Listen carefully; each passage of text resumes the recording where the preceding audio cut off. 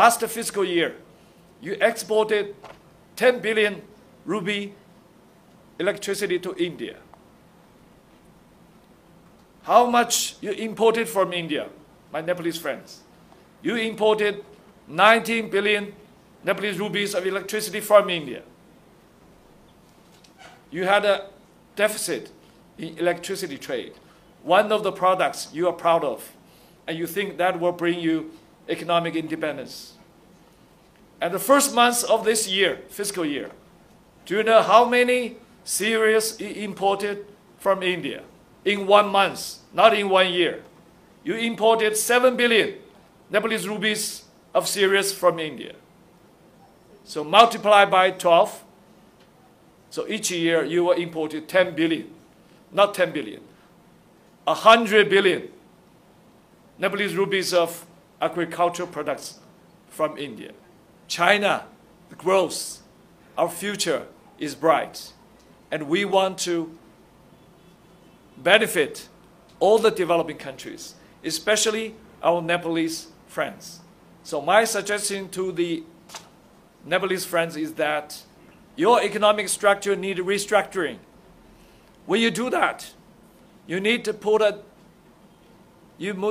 eye on the Chinese economic structures and incorporate the economic structure more with Chinese economic structures. And what is the lessons we can learn from our China's development? And what is the implications for Nepal? I thank you again for Dr. Karyan Raka for your wonderful presentation. They prepared a speech for me today, but I think since Chairman asked me to comment on the presentations by Dr. Karyan Raka, so I will probably leave my speech for you to read. I will comment a little bit on the presentations.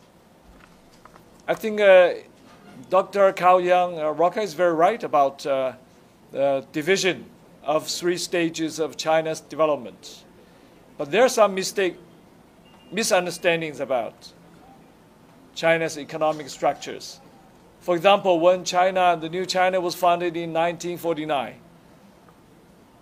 now the notion is that China chose to adopting a closed economic structure. That closed economic structure is not chosen by China. It's because of the sanctions by the US, and after a few years, sanctions by the USSR, the 2 largest, most powerful country, and the largest economy in the world. So China has to develop itself in a closed economic model. That's not by choice, that's by force. But every country, like Nepal and China, you have to develop an economy under certain given circumstances. For example, Dr. Karyan Raka shared the example of India's monopoly on the salt trade with Nepal. That is a reality. When Nepal develops your own economic policies, you have to take that into consideration. Unfortunately, you had a neighbor like India. But fortunately, you had a neighbor like India. Because India is a huge market, huge potential you can tap into. But at the same time, India's policy towards Nepal and other neighbors are not so friendly and not so beneficial to Nepal. So that is, we call that policy constraints. When Nepal government formulate your economic policies, you have to take your decisions under that circumstances. Another misunderstanding is about after the 1978. It sounds like it's a miracle. When China opened the door, the economy will grow in unprecedented speed. It seems to everybody that you just need to open the door. Then the economic growth will come, the investment will come. That has neglected the fact that before China opening the door, for 2 decades, we have consolidated our education, our Medicare systems, our industrial bases, our agricultural sector, and also we have created a more equal social structure in China. After the independence of China, for 2 decades, we have placed the foundation for economic soaring. So it's not because of the opening of the door of China that China's economy is booming. It's because we have very solid foundation. Because almost at the same time, India also opened its door. But we did not see any economic booming in India.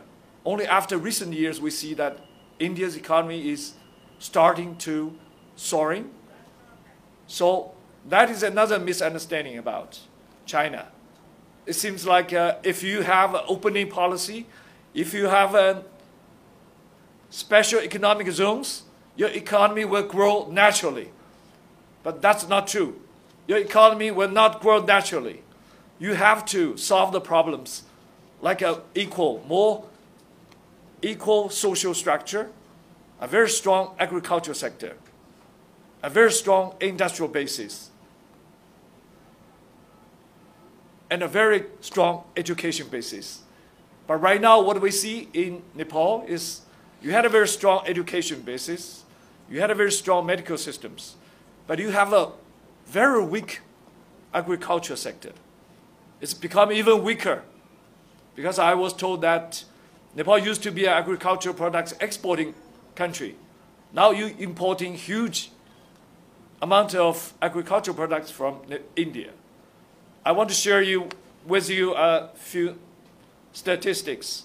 I just read a few days from Kathmandu Post.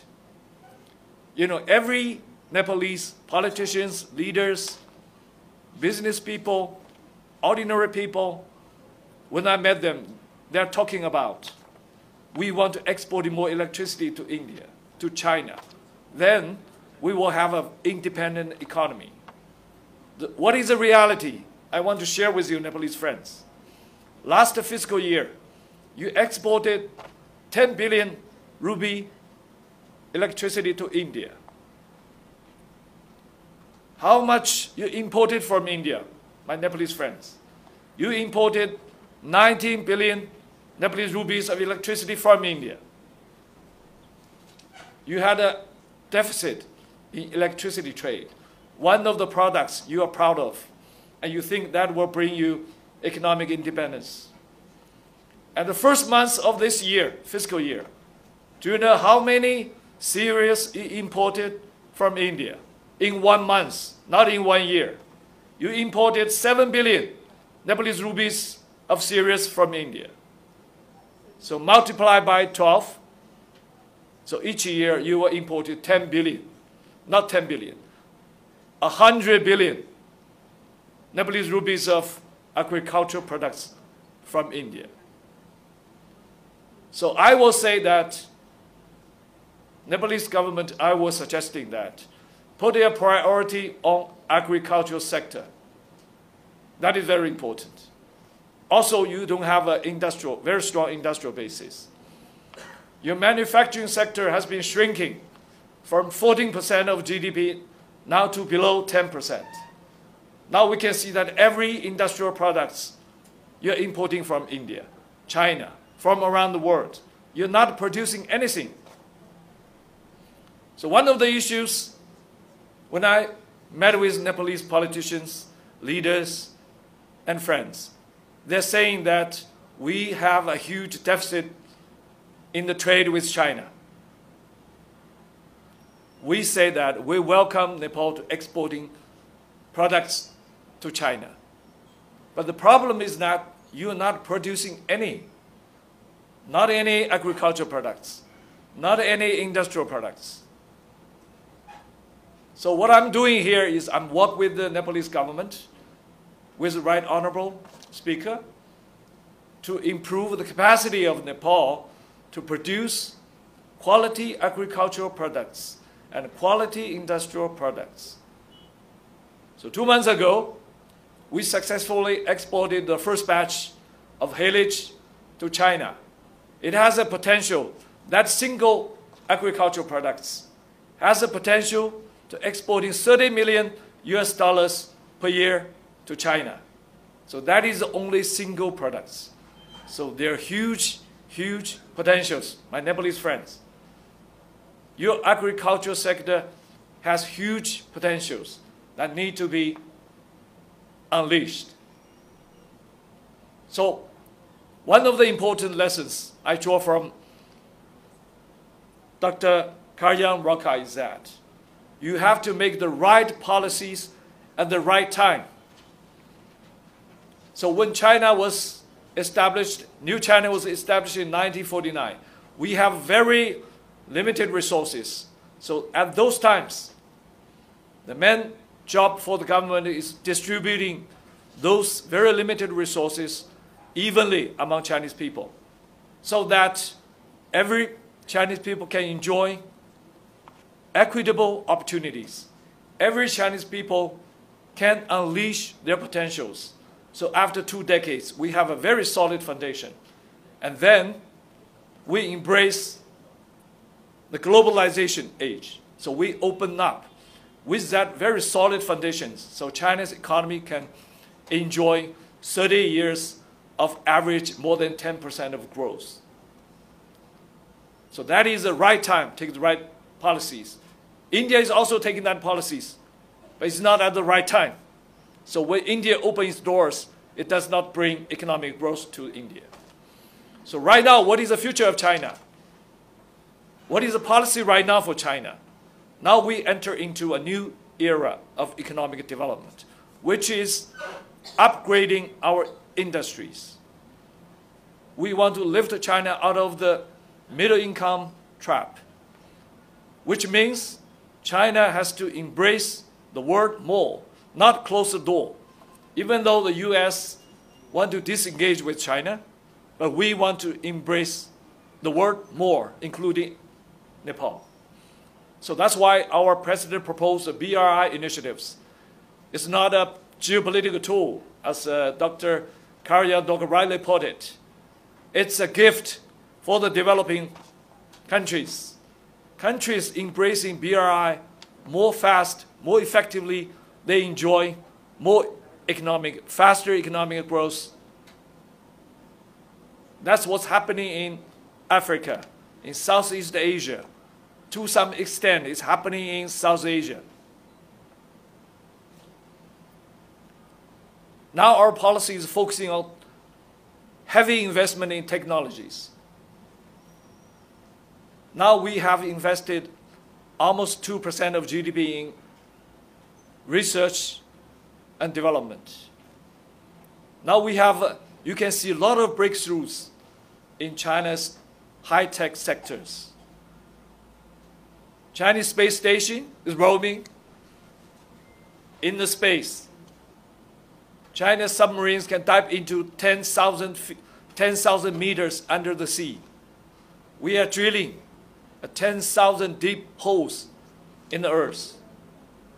And also Huawei has unleashed a new 5G smartphones a few days ago under the strictest sanctions by the US.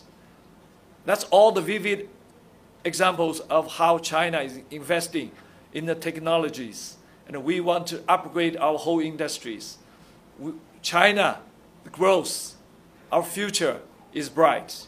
And we want to benefit all the developing countries, especially our Nepalese friends. So my suggestion to the Nepalese friends is that your economic structure needs restructuring. When you do that, you need to put an eye on the Chinese economic structures and incorporate the economic structure more with Chinese economic structures. For example, your main agricultural products exporting market is China. So when you produce your agricultural products, you have to take more consideration, take more of China's domestic agricultural standards into consideration when you're formulating your policies. Then you can exporting to China more easily. In doing that, I think the benefit of China's economic growth will be best felt in Nepal. And I'm here to working towards that objectives. So that is a few thoughts I have after I hear what the Dr. Kalyan Rokha has presented with us. I may be wrong, so correct me if I'm wrong. I'm here only 8 months, so I will have more field trips to learn about the reality of Nepal and find more potential cooperations between China and Nepal. Best of all, I think Nepalese people also have the right to enjoy a more rich life, a more modern life, a more prosperous life. And Chinese people, as a friendly neighbor, we want to work with Nepalese people to bring that dream into reality. Thank you.